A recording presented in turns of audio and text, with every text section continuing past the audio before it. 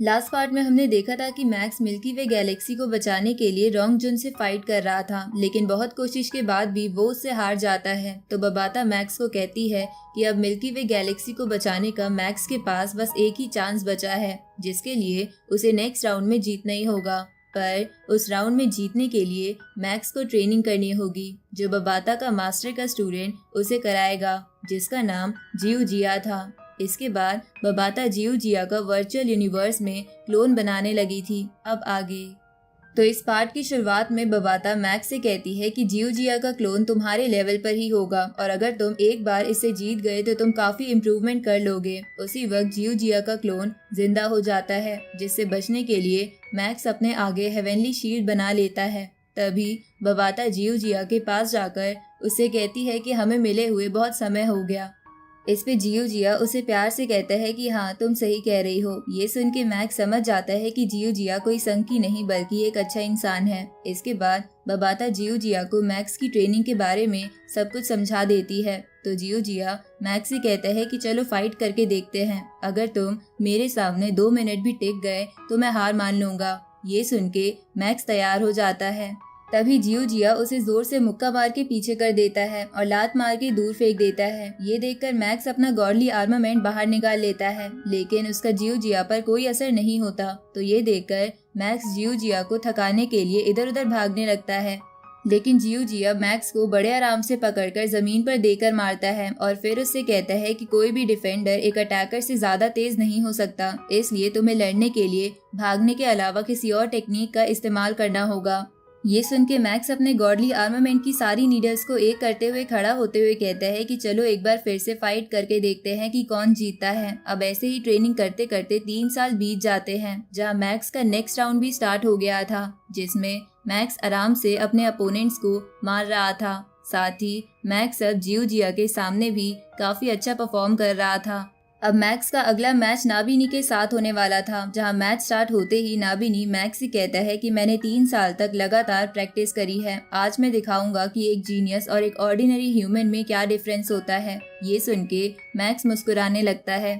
तभी नाबिनी मैक्स को और उसके आसपास के एरिया को बर्फ से जमा देता है। इधर सभी लोग इस मैच को बड़े आराम से देख रहे थे। उसी वक्त मैक्स उस बर्फ को बड़े आराम से तोड़ देता है और धीरे धीरे नाबिनी के करीब आने लगता है, जिसे देखकर नाबिनी कहता है कि ऐसा कैसे हो सकता है, मैक्स 3 साल में इतना ताकतवर कैसे बन सकता है। उसी वक्त नाबिनी अपना आइस डोमेन एक्टिवेट कर देता है, लेकिन मैक्स पर उसका कोई असर नहीं होता, जिसके बाद मैक्स एक ही अटैक में नाबिनी को मार देता है। जहां मरने से पहले नाबिनी कहता है कि मैंने 3 साल तक लगातार ट्रेनिंग करी थी, तो आखिर मैक्स और मेरे में पावर का इतना बड़ा गैप कैसे है। अब मैक्स को इस फाइट का विनर अनाउंस कर दिया जाता है। साथ ही मैक्स अब तक 9374 लोगों को हरा चुका था, जिसकी वजह से वो जियानबू किंगडम में टॉप 1000 में आ गया था। साथ ही वो नेक्स्ट राउंड में भी पहुंच गया था। ये देखकर मैक्स के सभी चाहने वाले खुश हो जाते हैं। साथ ही रोंग जुन कहता है कि मैक्स तो सच में सरप्राइजेस देने से पीछे नहीं हटता।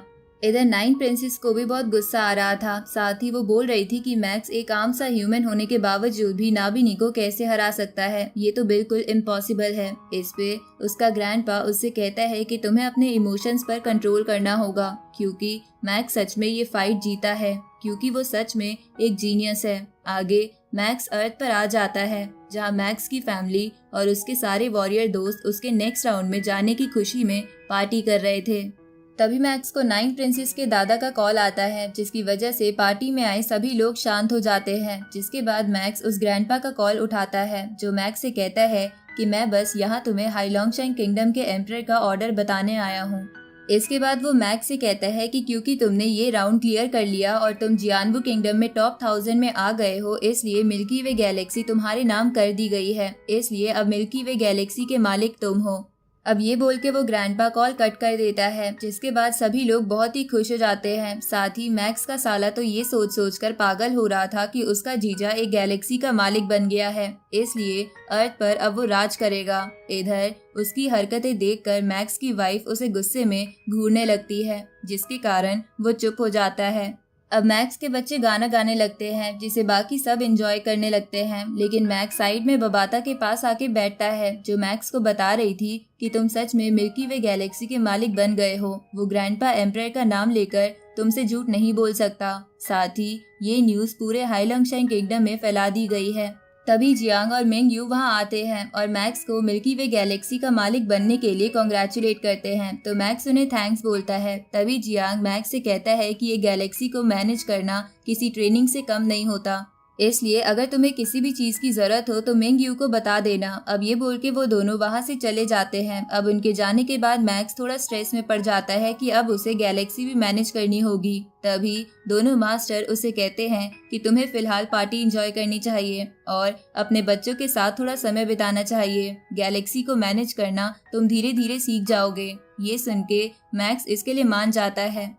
दूसरी तरफ हम क्वेश्चन बेदी को देखते हैं जो ये न्यूज जान के काफी शॉक था कि मैक्स को एक गैलेक्सी मिल गई है। इसलिए वो बोलता है कि मैक्स तो कुछ ही सालों में एक गैलेक्सी का मालिक बन गया है, पर मैं तो अभी बस एक प्लेनेट खरीद पाया हूँ। तभी साशा उसके पास आती है और उसकी ऐसी हालत का रीजन पूछती है, जिसपे क्वेश्चन बेदी उसे वही न्यूज दिखाते हुए कहते हैं कि जब मैक्स को मैंने पहली बार देखा था मैं तभी समझ गया था कि उसमें कुछ न कुछ तो बात है, पर आज वो इतना आगे निकल गया है और मैं वहीं का वहीं रह गया हूँ। साशा क्वेश्चन बेदी का पागलपन देखकर समझ नहीं पाती वो उसे कैसे शांत करे। इस तरफ हम मैक्स के फैंस और उसके चाहने वालों को देखते हैं जो उस न्यूज से काफी खुश थे, लेकिन इधर नॉलेंसन गुस्से में पागल हो रहा था।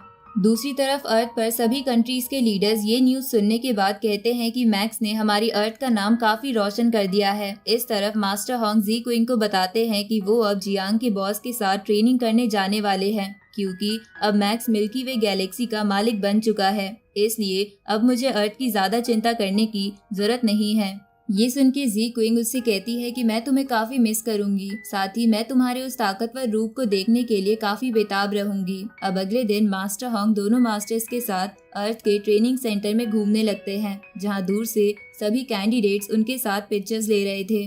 तभी मास्टर होंग मैक्स और मास्टर ली शैंग से कहते हैं कि क्योंकि अब मैक्स मिल्की वे गैलेक्सी का ओनर बन चुका है, इसलिए 9 प्रिंसेस अब अर्थ का कुछ नहीं बिगाड़ सकती। इसलिए अर्थ पर मेरा रहना ठीक नहीं होगा, क्योंकि इससे मेरी ग्रोथ रुक जाएगी। ये सुन के मैक्स मास्टर होंग से कहता है कि लगता है आपने जियांग के बॉस के साथ ट्रेनिंग करने का डिसाइड कर लिया है।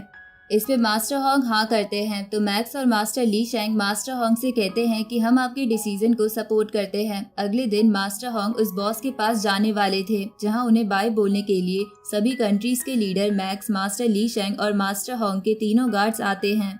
जहां वो तीनों गार्ड्स उदास होते हुए मास्टर होंग से कहते हैं कि हमने इतने सालों तक लगातार ट्रेनिंग करी ताकि हम आपके साथ रहकर आपको प्रोटेक्ट कर सके, लेकिन फिर भी हम आपके लेवल के आसपास भी नहीं पहुंच पाए, जिसकी वजह से आपको हर जगह अकेले जाना पड़ता है। लेकिन जब भी हमें आपकी याद आती है तो हम आसमान की तरफ देखकर उन पुरानी मेमोरीज को याद करने लगते हैं जो हमने आपके साथ बिताई थी। उसी वक्त मास्टर होंग का प्लेन आ जाता है, जिसके बाद मास्टर होंग सभी को बाय बोल के उसमें बैठकर निकल जाते हैं। जहां उनके जाने के बाद मैक्स कहता है कि मैं मिल्की वे गैलेक्सी का मालिक तो बन चुका हूं, पर अब मेरे सामने और भी स्ट्रॉन्ग अपोनेंट आएंगे, इसलिए मैं बिल्कुल चुप नहीं बैठ सकता। इधर हम जियांग के बॉस को देखते हैं जो मास्टर होंग का वेट कर रहे थे, जहां उनके आते ही वो उनका वेलकम करते हैं और इसी के साथ ये पार्ट यहीं खत्म होता है।